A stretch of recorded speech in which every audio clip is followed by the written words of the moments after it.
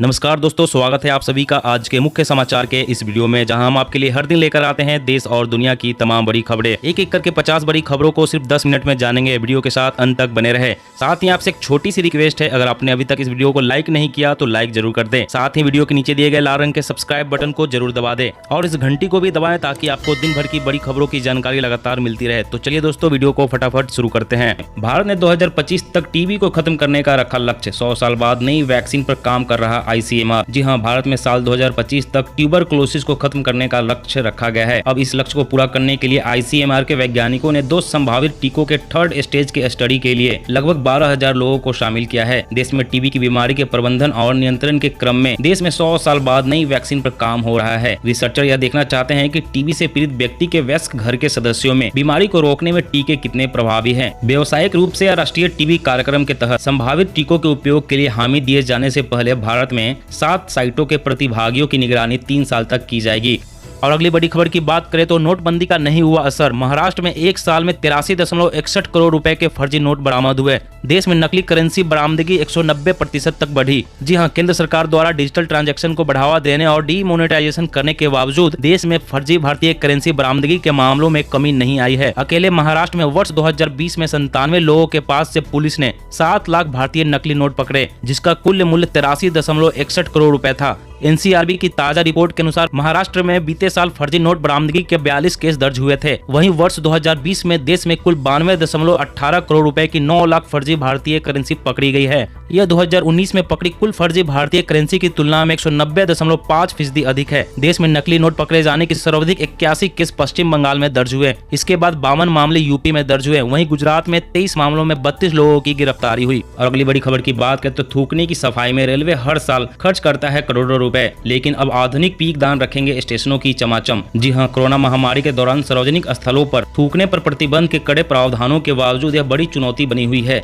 इसे निपटने के लिए रेलवे ने 42 स्टेशनों पर रीयूजेबल और बायोडिग्रेडेबल पीक दान की वेंडिंग मशीनें यानी कि कियोस्क लगा रखा है, ताकि स्टेशन चमाचम रहे। इन पीक दान में बीज भी होंगे, लिहाजा इन्हें फेंकने पर इसमें मौजूद बीजों से पौधे उग सकेंगे और हरियाली बढ़ेगी। रेलवे अपने परिसरों को पान, गुटखा, तंबाकू खाने वालों के थूकने से पड़े निशानों को साफ करने पर हर साल करीब 1200 करोड़ रुपए और काफी पानी खर्च करता है। ऐसे में यह पीक दान 5 से 10 रुपए में उपलब्ध होंगे। इन पीक दान को बड़े आराम से जेब में रखा जा सकेगा। यात्री जहां व जब चाहे थूक सकेंगे। वहीं रेलवे परिसरों में थूकने के गंदे निशान भी नहीं बनेंगे। और अगली बड़ी खबर की बात करें तो सरकार दे सकती है किसानों को तोहफा। PM किसान योजना के तहत मिलने वाला पैसा हो सकता है 2 गुना। 6 की वजह मिल सकते हैं 12,000 रुपए। जी हां, केंद्र सरकार प्रधानमंत्री किसान सम्मान निधि योजना के तहत मिलने वाला आर्थिक मदद को दोगुना करने पर विचार कर रही है। मीडिया रिपोर्ट्स के अनुसार लाभार्थी किसानों को 2,000 रुपए की जगह 4,000 रुपए की किस्त मिल सकती है।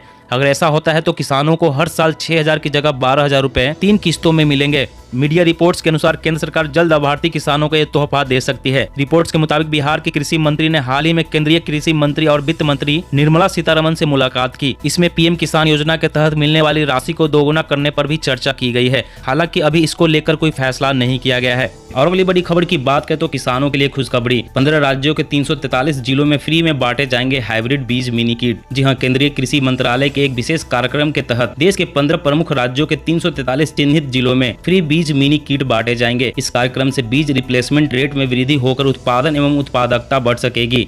इससे किसानों की आय में वृद्धि होगी। इसकी शुरुआत आज मध्य प्रदेश के मुरैना जिले से हुई, जहां लगभग 2 करोड़ रुपए मूल्य के सरसों बीज मिनी किट वितरण किया गया। यह कार्यक्रम राष्ट्रीय खाद्य सुरक्षा मिशन ऑयल सीड व ऑयल पाम योजना के तहत शुरू किया गया है। मंत्री ने बताया कि देश के प्रमुख सरसों उत्पादक राज्यों के लिए सूक्ष्म स्तरीय योजना के बाद इस वर्ष रेपसीड व सरसों कार्यक्रम के बीज मिनी किट वितरण करने की मंजूरी दी गई है। और अगली बड़ी खबर की बात करें तो नई तकनीक से खतरनाक मोड़ पर रुकेंगे सड़क हादसे। जाने क्या है तकनीक। जी हां, तीव्र मोड़ पर सड़क हादसों को रोकने के लिए हिंदुस्तान पेट्रोलियम ने जम्मू कश्मीर में नई तकनीक का इस्तेमाल किया है, जिसकी मदद से दोनों ओर से आने वाले वाहनों को अलर्ट कर दिया जाएगा। तीव्र या अंधे मोड़ पर खासकर पहाड़ी इलाकों में सबसे अधिक सड़क हादसे होते हैं। दरअसल दोनों ओर से आ रहे वाहन चालकों को पता नहीं होता कि सामने से भी वाहन आ रहा है। ऐसे में अचानक वाहन सामने आने पर चालक नियंत्रण खो देता है, जो हादसे का कारण बनता है। इस तरह के हादसों को रोकने के लिए हिंदुस्तान पेट्रोलियम ने ऐसे स्थानों पर नई तकनीक की मदद से हादसों को कम करने का प्रयास किया है। इस तकनीक से दोनों ओर ओर से आने वाले वाहनों को हॉर्न बजाकर अलर्ट किया जाता है। तीव्र मोड के दोनों ओर स्मार्टफोन रडार लगाए गए हैं जो दोनों ओर से आ रहे वाहन की स्पीड रीड कर हॉर्न बजाकर दोनों चालकों को अलर्ट करते हैं। इससे चालक को पता चल जाता है कि सामने से कोई वाहन आ रहा है। और अगली बड़ी खबर की बात करें तो फिर बढ़ी भारत चीन में तल्खी। ड्रैगन के बदले तेवरों के चलते सीमा पर सैनिकों का जमावड़ा बढ़ने के आसार। जी हां, पूर्वी लद्दाख स्थित वास्तविक नियंत्रण रेखा से सैनिकों की वापसी को लेकर भारत और चीन के बीच विवाद एक बार फिर से बढ़ता नजर आ रहा है। दोनों देशों के बीच चुशूल मोल्डो के पास दिन भर चली कोर कमांडर स्तर की वार्ता न सिर्फ असफल रही, बैठक के बाद दोनों पक्षों की तरफ से जो बयान जारी किए गए हैं वह बढ़ते तनाव की तरफ इशारा करते हैं। भारत ने चीन पर आरोप लगाया है कि वह उसके रचनात्मक सुझाव पर सकारात्मक कदम नहीं उठा रहा है। वहीं चीन ने एक तरफ से धमकी भरे अंदाज में कहा है कि भारत को स्थिति का गलत अनुमान लगाने से बचना चाहिए। इसके बाद दोनों देशों के बीच तनाव का एक नया दौर शुरू होने का खतरा पैदा हो गया है। भारत की तरफ से कुछ नए इलाकों में सुरक्षा के लिहाज से और भी सैनिकों की तैनाती की संभावना है। और अगली बड़ी खबर की बात करें तो राजस्थान में अब होगा बाल विवाह का रजिस्ट्रेशन। विधानसभा में बीजेपी ने किया बिल का विरोध, कहा इससे ये शादियां हो जाएगी वैध। जी हां, राजस्थान में अब बाल विवाह का भी रजिस्ट्रेशन होगा। विधानसभा में बीजेपी विधायकों के विरोध के बावजूद राजस्थान अनिवार्य विवाह पंजीकरण विधेयक 2021 पास हो गया है। इस विधेयक के तहत अब बाल विवाह की जानकारी उनके माता पिता या अभिभावकों को शादी के 30 दिन के भीतर देनी होगी। इस विधेयक के तहत अब बाल विवाह की जानकारी उनके माता पिता या अभिभावकों को शादी के 30 दिनों के भीतर देनी होगी। हालांकि बीजेपी विधायकों ने इस बिल का विरोध किया है। उन्होंने कहा कि इससे बाल विवाह वैध हो जाएगा। वहीं सरकार ने कहा कि प्रस्तावित कानून शादी के रजिस्ट्रेशन की अनुमति देता है, लेकिन कहीं भी यह नहीं कहा गया कि ऐसी शादियां अंततः वैध मानी जाएगी। और अगली बड़ी खबर की बात करें तो उत्तर प्रदेश में अब 21 साल से कम उम्र वालों को नहीं मिलेगी ठेके से शराब। सरकार ने की अधिसूचना जारी।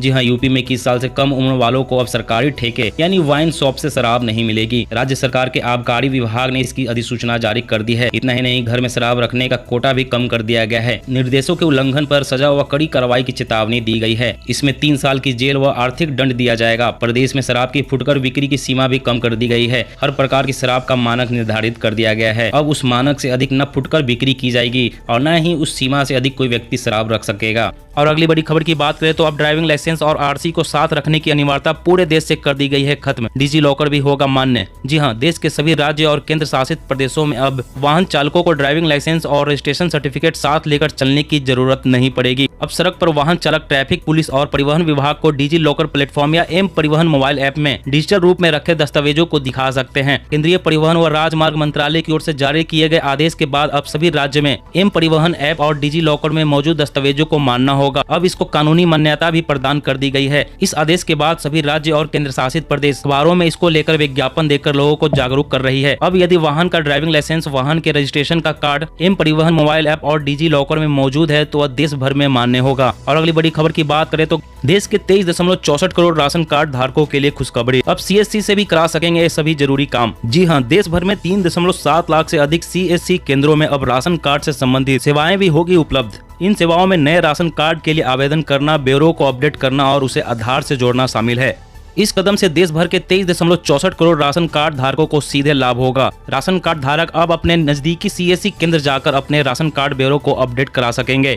इसके अलावा राशन कार्ड धारक अपने कार्ड की डुप्लीकेट कॉपी भी हासिल कर सकेंगे, कार्ड को आधार से जोड़ सकेंगे, राशन की उपलब्धता की जानकारी प्राप्त कर सकेंगे तथा अपनी शिकायत भी दर्ज करा सकेंगे। इतना ही नहीं, मौजूदा राशन कार्ड धारक यदि नए राशन कार्ड के लिए आवेदन करना चाहते हैं तो उसे भी नजदीकी सीएससी केंद्र में जाकर आवेदन कर सकेंगे। और अगली बड़ी खबर की बात करें तो बड़ी चेतावनी, 10,000 रुपए का कटेगा चालान और 1 साल की होगी जेल अगर गाड़ी में किया यह काम। जी हां, यातायात नियमों का पालन नहीं करने वालों के लिए बड़ी खबर है। वाहन चलाते समय यातायात नियमों का पालन नहीं करना अब आपको भारी पड़ सकता है। आपको 1 साल की जेल हो सकती है और इसके साथ ही 10,000 रुपए का भारी जुर्माना भी देना पड़ सकता है। सड़क परिवहन और राजमार्ग मंत्रालय ने जानकारी देते हुए कहा कि सार्वजनिक स्थल पर रेसिंग और तेज वाहन चलाते हुए पकड़े जाने पर पहले अपराध पर 5,000 रुपए का चालान और 3 महीने की जेल की सजा हो सकती है और आगे भी फिर इस नियम का उल्लंघन करते हुए पकड़े जाने पर 10,000 रुपए और 1 साल की जेल आपको हो सकती है। इसके अलावा शराब पीते हुए पकड़े जाने पर 10,000 या 6 महीने की कैद हो सकती है। और अगली बड़ी खबर की बात करें तो एसबीआई ने ग्राहकों को फेक कस्टमर केयर नंबर से किया सावधान।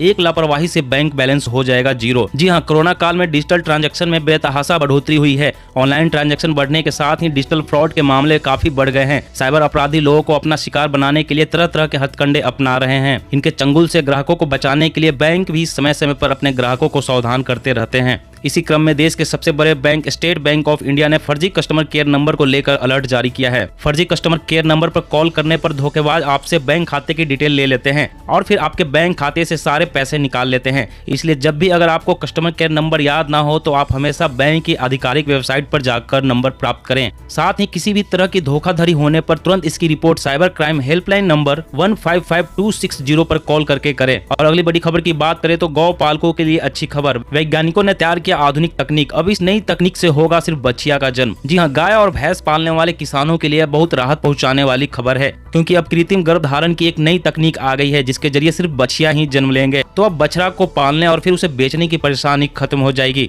मध्य प्रदेश सरकार ने राज्य में दुग्ध उत्पादन बढ़ाने के लिए कृत्रिम गर्भधारण की एक ऐसी तकनीक लाई है जिससे सिर्फ बछिया का ही जन्म होगा। इसका सबसे बड़ा फायदा यह होगा कि सिर्फ मादा पशुओं के पैदा होने से दूध उत्पादन बढ़ेगा। सरकार का मानना है कि किसानों की आय को दोगुना करने में पशुपालन महत्वपूर्ण भूमिका निभा सकती है। दूध उत्पादन में बढ़ोतरी किसानों की आय को दोगुना करने में मदद कर सकता है। जल्द ही इस तकनीक का इस्तेमाल शुरू कर दिया जाएगा। दोस्तों, आज की खबरों में बस इतना ही। इसी तरह हर रोज काम की खबरें जानने के लिए आप हमेशा हमारे साथ जुड़े रहें। हमारे साथ जुड़ने के लिए वीडियो के नीचे दिए गए लाल रंग के सब्सक्राइब बटन को जरूर दबा दें। साथ ही इस घंटी को भी दबाएं ताकि आपको हर खबर की सटीक जानकारी मिल सके। जय हिंद, जय भारत।